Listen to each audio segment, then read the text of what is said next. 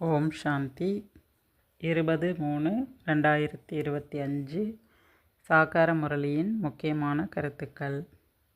பாபா சொல்கிறாங்க, இனிமையான குழந்தைகளே, இந்த பழைய உலகத்தில் அல்ப கால ஒரு நொடிக்கான சுகமே உள்ளது. இது உடன் வராது. தங்களுடன் அழிவற்ற ஞான ரத்தினங்களே உடன் வரும். ஆகவே அழிவில்லாத வருமானத்தை சேமிப்பு செய்து கொள்ளுங்கள். பாபா கேள்வி கேட்குறாரு, தந்தையினுடைய படிப்பில் எந்த ஒரு கல்வி கற்பிக்கப்படுவது இல்லை.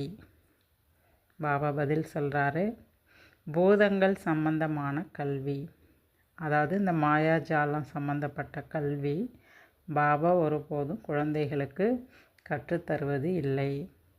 மற்றவர்களின் எண்ணங்களை ஆராய்வது, தெரிந்து கொள்வது, இதுதான் பூதங்களின் கல்வி. பாபா உங்களுக்கு இந்த கல்வி கற்பிக்கப்படுவது இல்லை. பாபா மனதில் உள்ள எண்ணங்களை அறிபவரும் அல்ல, அவர் எல்லாம் அறிந்தவர் அப்படின்னு சொல்கிறாங்க. பாபா சொல்கிறாரு, அது என்ன அர்த்தம்னா, அவர் ஞானம் நிறைந்தவர். தந்தை வருவதே உங்களுக்கு ஆன்மீக கல்வியை கற்பிப்பதற்காக. இந்த கல்வி மூலமாக உங்களுக்கு 21 பிறவிகளுக்கான ராஜ பதவி கிடைக்கின்றது. மற்றபடி தந்தை வருவது எல்லாருடைய மனதில் உள்ள எண்ணங்களை அறிந்து பூர்த்தி செய்வார் அப்படிங்கிறது கிடையாது. அதனால் எல்லார் மனதிலும் என்னென்ன இருக்குன்றதை தெரிஞ்சு கொள்கிறவர் கிடையாது. அனைத்தும் அறிந்தவர் அப்படிங்கிறதுக்கு அர்த்தமே ஒரு ஞானம் நிறைந்தவருங்கிறது தான் குறிக்கும் அப்படின்றார். ஞானத்தை கொடுத்து குழந்தைகளை முயற்சி செய்ய வைத்து அதற்கான பலனை கொடுக்க தான் நான் வந்திருக்கேன் அப்படின்றார். மற்றபடி இந்த பூதம் சம்பந்தமான கல்வி கொடுக்க நான் வரலை, இதை புரிஞ்சுக்கணும் அப்படின்றார். ஓம் சாந்தி. ஆத்மாக்களும் பரமாத்மாவும் நீண்ட காலமாக பிரிந்துள்ளனர் என பாரதத்தில் உள்ளவர்கள் பாடுகின்றனர். ஆத்மாக்களாகிய நமக்கு பரம்பிதா பரமாத்மா ராஜயோகத்தை கற்றுத்தருகிறார் என்பதை குழந்தைகள் அறிந்துள்ளார்கள். தன்னை பற்றிய அறிமுகத்தை கூறுவதோடு படைப்பின் முதலிடை கடை பற்றியும் தந்தை விளக்கம் தருகின்றார். சிலர் உறுதியான நிச்சய புத்தி உடையவர்களாகவும் சிலர் குறைவாகவும் புரிந்து கொள்கிறார்கள். வரிசை கிரமம் இருக்கத்தான் செய்கிறது.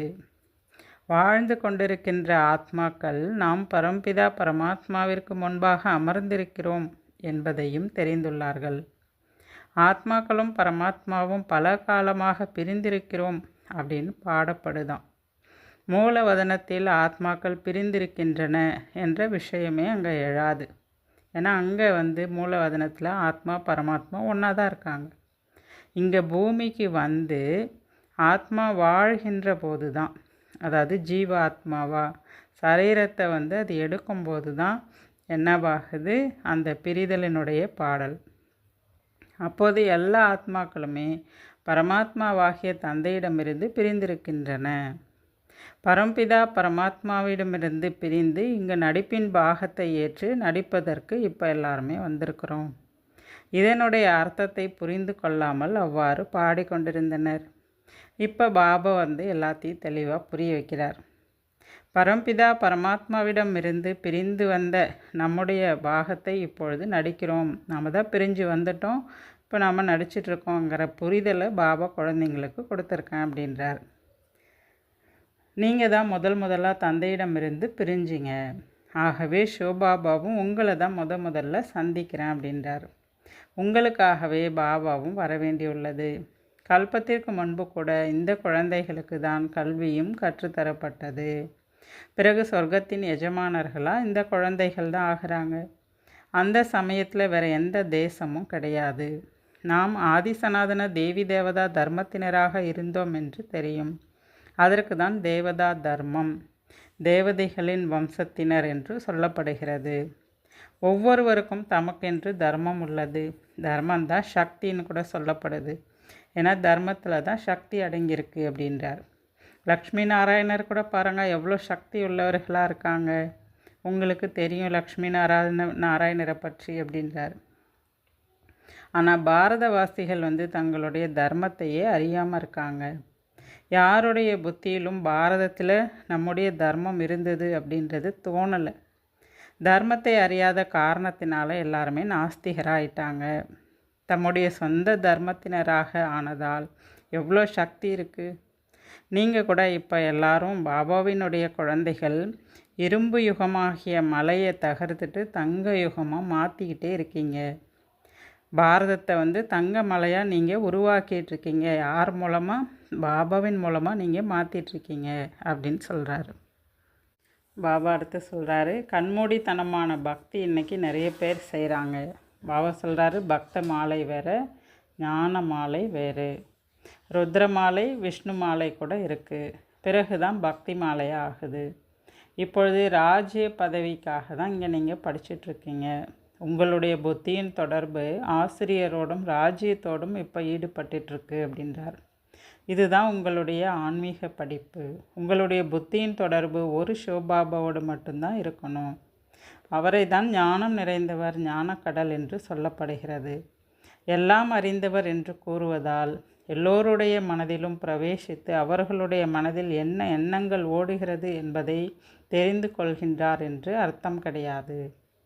யார் மற்றவர் மனதில் உள்ளதை கூறக்கூடியவரோ அவர் எல்லாவற்றையும் கூறுவார். இதுக்கு பேர் தான் பூதங்களின் கல்வி அப்படின்னு சொல்லப்படுது. இங்கு மனிதர்களை தேவதையாக்குவதற்கான படிப்பை தான் பாபா கற்றுக் கொடுக்குறார். அதனால் இங்கே பாபா மனதில் உள்ள விஷயங்களை அறியறதுக்காக வரல. இங்கே ராஜயோக கல்வி மூலமாக மனிதனை தேவதையாக்குவதற்காக வந்திருக்கேன் அப்படின்னு சொல்கிறார். இதை குழந்தைகள் நீங்கள் புரிஞ்சுக்கணும். பகவானுடைய மகா வாக்கியம், பகவான் தான் ஞானக்கடல், சுகக்கடல், சாந்தி கடலாக இருக்கார். குழந்தைகளாகிய உங்களுக்கு ஆஸ்தியும் கொடுக்குறாரு. இந்த படிப்பு உங்களுடைய 21 பிறவிகளுக்கானது. எனவே எவ்வளவு நல்ல முறையில் நீங்கள் படிக்கணும். ஏன்னா ஒரு பிறவிக்கான கிடையாது, அல்பகால சுகமும் கிடையாது, நீண்டகால சுகத்திற்கான படிப்பு இந்த ஒரு பிறவியில் நீங்கள் அடையலாம் அப்படின்னு சொல்கிறார். பாபா அடுத்து சொல்கிறாரு, குழந்தைகளின் அனைத்து துக்கங்களையும் நீக்கி 100% சுகம் தருவதற்காக தான் பாபா வந்திருக்கேன். எவ்வளவு இரக்கம் காட்டக்கூடியவராக இருக்கிறாரு. பாபாவிடம் நாம் கூட வந்துட்டோம். அவரிடமிருந்து முழு சுகத்தையும் இப்பொழுது அடைந்து விட வேண்டும் என்பதையும் நீங்கள் புரிந்துள்ளீர்கள். இந்த சக்கரத்தை கூட நன்றாக புரிந்து கொள்ள வேண்டும். சாந்தி தாமத்தையும் சுகதாமத்தையும் நினைவு செய்வதால் அந்த கடைசி கால எண்ணங்களின் படிதான் நம்மளுடைய ஸ்டேஜ், அந்த அன்மதி சோகதி நிலை ஏற்படும் அப்படின்றார். அதனால் சாந்தி தாமத்தை நினைவு செஞ்சிட்டே இருந்தீங்க அப்படின்னா சரீரத்திலிருந்து விடுபடும் போது ஆத்மாக்கள் சாந்தி தாமம் சென்றடையும். ஆகையினால பாபா சொல்கிறாரு, நிரந்தரமாக ஒரு தந்தையை தவிர வேறு யாருடைய நினைவும் வர முடியாத அளவுக்கு பயிற்சி செய்யுங்க. யாருடைய நினைவுமே வரக்கூடாது உங்களுக்கு அப்படின்றார்.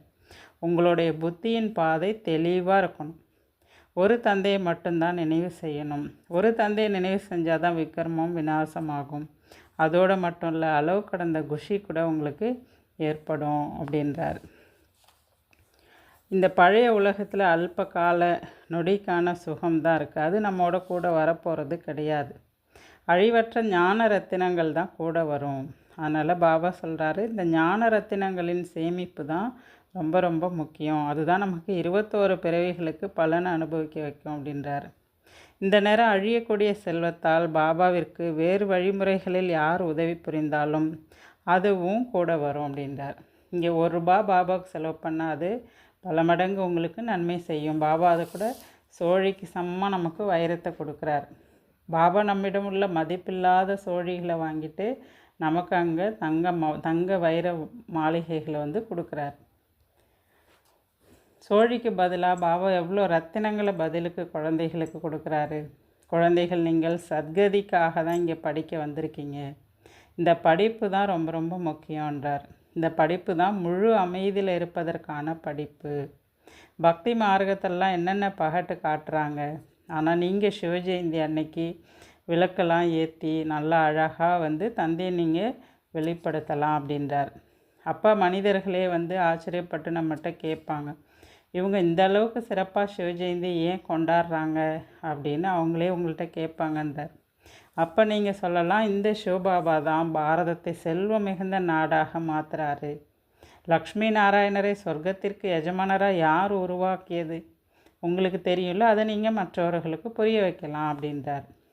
இந்த லக்ஷ்மி நாராயணர் முன் ஜென்மத்தில் ஜெகதம்பா ஞானேஸ்வரியாக இருந்தாங்க.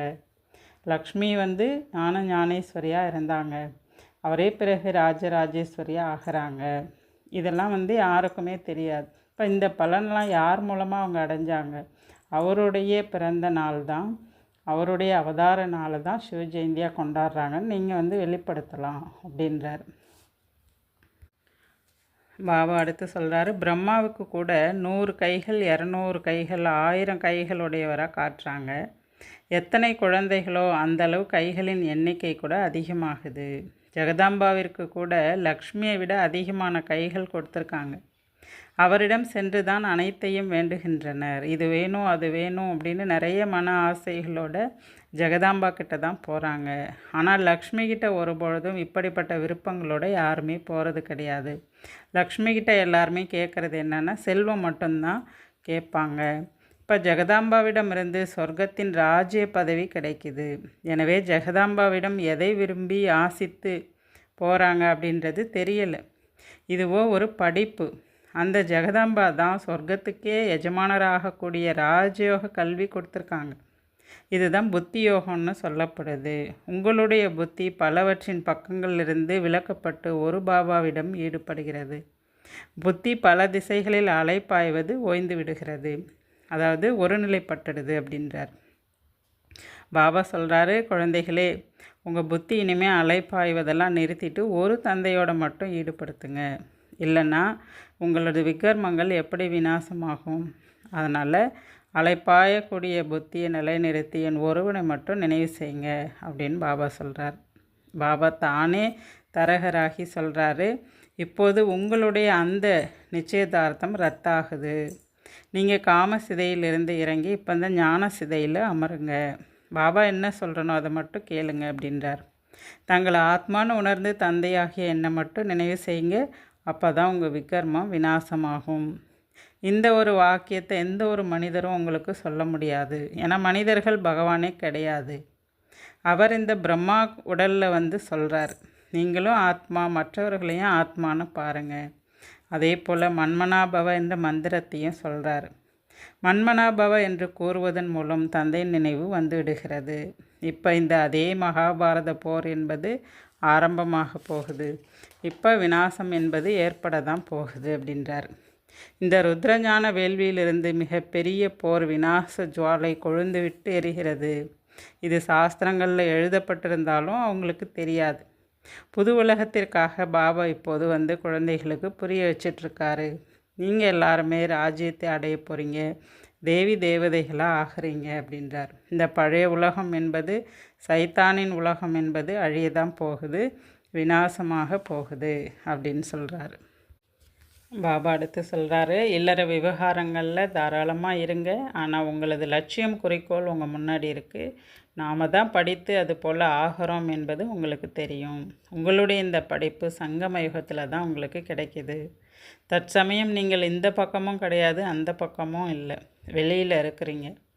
பாபாவை தான் படகோட்டி என்றும் கூறுகின்றார்கள். எங்களுடைய படகை அந்த கரைக்கு கொண்டு போய் சேர்த்துருங்க அப்படின்னு பாடுறாங்களாம். இது சம்பந்தமாக ஒரு கதை கூட இருக்குதாம். பண்டிதர் வந்து சொல்லுவாராம், ராமா ராமான்னு சொல்லுங்கள், கரை சேர்ந்துடலான்னு. உண்மையாகவே சொல்லக்கூடிய பண்டிதர் வந்து அப்படி முயற்சி செய்ய மாட்டார். ஆனால் அதை கேட்டு பாவனையோட ராமா ராமான்னு சொன்னவங்க சில பேர் வந்து கரை சேர்ந்துருவாங்களாம். பாபா இதில் என்ன சொல்கிறார் அப்படின்னா, நீங்கள் முழுமையாக தந்தையை நினைவு செய்யணும். படகோட்டி மேலே அந்த நிச்சயத்தோடு இருந்து பாபா நினைவோடு இருந்தீங்கன்னா கண்டிப்பாக உங்களது படகு வந்து கரை சேர்ந்துடும் அப்படின்னு சொல்கிறாரு. அனைவருக்குமான மருத்துவர் ஒரே ஒரு டாக்டர், ஒரே ஒரு சர்ஜன் சிவபாபா தான். அவர் தான் அழிவற்ற சர்ஜன். பாபா சொல்கிறாரு, அந்த தந்தையிடம் மட்டும் உங்களது யோகம் இருக்கட்டும் அப்படின்றார். யோகத்திற்கு தான் அக்னி என்று சொல்லப்படுகிறது. ஏனென்றால் யோகத்தினால தான் ஆத்மாவில் இருக்கக்கூடிய கரை வந்து நீங்குது. யோக அக்னியால் தமோ பிரதானமான ஆத்மா சதோ பிரதானமாக ஆகுது. ஒருவேளை இந்த அக்னி குளிர்ந்து விட்டால் ஆத்மாவில் இருக்கக்கூடிய கரை நீங்காது. அதனால் நினைவுக்கு தான் யோக அக்னி அப்படின்னு சொல்லப்படுது. இந்த யோக அக்னி மூலமாக தான் விக்ரமங்கள் விநாசமாகுது. உங்களுக்கு பாபா சொல்கிறாரு, எவ்வளோ புரிய வச்சிட்ருக்கேன். அதனால் கேளுங்க, ஒருபோதும் களைப்படையாதீங்க. பாபா என்ன சொல்கிறோம் அதை நீங்கள் கேட்டு நடந்துக்குங்க அப்படின்றார். தந்தை நினைவு செய்வது கூட சில பேர் மறந்து போயிடுறாங்களாம். பதிகளுக்கெல்லாம் பதியானவர் உங்களை ஞானத்தால் எந்த அளவுக்கு அலங்காரம் செய்கிறாரு.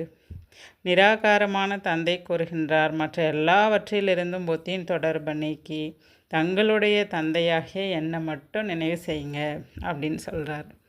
அனைவருக்குமாக தந்தை ஒரே ஒருவர் தான். இப்பொழுது உங்களுடைய முன்னேறும் கலை நடந்துட்டுருக்கு. உங்களுடைய உயர்வால் எல்லாருக்குமே நல்லது நடக்க போகுது. பழமொழியே இருக்குது அப்படின்றார். அனைவருக்கும் நன்மை செய்ய பாபா வந்திருக்காரு. ராவணன் அனைவரையும் துர்கதிக்கு அழைச்சிட்டு போயிட்டான். ராமர் அனைவரையும் சத்கதிக்கு அழைத்து செல்கின்றார். நல்லது. தாரணைக்கான முக்கிய சாரம். முதல் பாயிண்ட், தந்தையின் நினைவினால் அளவு கடந்த சுகத்தை அனுபவம் செய்வதற்காக புத்தி தெளிவாக இருக்க வேண்டும். நினைவு எப்போது அக்னி ஸ்வரூபமாக ஆகிறதோ அப்போது ஆத்மா சதோ பிரதானமாக ஆகிவிடும். ரெண்டாவது பாயிண்ட், தந்தை சோழிகளுக்கு பதிலாக ரத்தினங்களை தருகின்றார். அப்படிப்பட்ட கள்ளங்கபடமற்ற தந்தையிடமிருந்து தங்களுடைய புத்தி என்ற பையை நிரப்பிக்கொள்ளுங்கள். சாந்தியில் இருப்பதற்காக இந்த கல்வியை கற்று சத்கதியை பலனாக அடைய வேண்டும். பாபா வரதானம் சொல்கிறாரு, மாயாவின் பந்தனங்களிலிருந்து சதா பந்தனமற்று இருக்கக்கூடிய யோகயுக்த் பந்தன்முக்த் ஆத்மா ஆகுங்கள். மாயாவின் பந்தனங்களிலிருந்து சதா பந்தனமற்று இருக்கக்கூடிய யோகயுக்த் பந்தன்முக்த் ஆத்மா ஆகுங்கள். பாபா வரதானத்துக்கு விளக்கம் கொடுக்குறாரு. பந்தன் முக்தின் அடையாளம் சதா யோகயுக்த நிலையாகும். குழந்தைகள் பொறுப்புகளின் பந்தனம் மற்றும் மாயாவின் பந்தனங்களில் முக்தி அடைந்திருப்பார்கள். மனதிற்கான பந்தனமும் இருக்காது. லௌகீக பொறுப்புகள் விளையாட்டு. ஆகவே கட்டளைப்படி விளையாட்டு என்ற ரீதியில் சிரித்து கொண்டே விளையாடுங்கள். ஒருபொழுதும் சின்ன சின்ன விஷயங்களில் களைப்படையாதீர்கள். பந்தனம் என நினச்சிங்க அப்படின்னா கஷ்டம்தான். ஏன், என்ன, எதுக்குன்னு அந்த கேள்வி தான் எழும். ஆனால் பொறுப்பு, பாபா இருக்கிறார், நீங்கள் நிமித்தம். இந்த நினைவின் மூலமாக பந்தன் முக்தி ஆகிடுங்க. அப்போது யோகயுக்தா ஆயிடலாம் அப்படின்னு சொல்கிறார். ஸ்லோகன். செய்பவர் செய்விப்பவர் என்ற நினைவில் அகந்தை மற்றும் அபிமானத்தை அழித்து விடுங்கள். அவ்யக்த பிரேரணை. சத்தியம் மற்றும் பண்பாடு என்ற கலாச்சாரத்தை தன்னுடையதாக ஆக்குங்கள். அப்பவித்திரம் என்பது வெறும் யாருக்கேனும் துக்கம் கொடுப்பதோ அல்லது பாவம் செய்வதோ அல்ல. ஆனால் தனக்குள் சத்தியம், சுத்தம் விதிபூர்வமாக அனுபவம் செய்தால் பவித்திரமாக இருக்கின்றோம் என்று அர்த்தம். பழமொழி, சத்தியம் என்ற படகு மூழ்காது, ஆனால் ஆடும் அசையும். நம்பிக்கை என்ற படகு சத்தியம் மற்றும் நேர்மையாகும். அது அசையும், ஆனால் மூழ்காது. ஆகையினால் சத்தியத்தன்மையின் தைரியத்துடன் பரமாத்மாவின் பிரத்யட்சத்திற்கு நிமித்தமாக இருங்கள். நல்லது. ஓம் சாந்தி.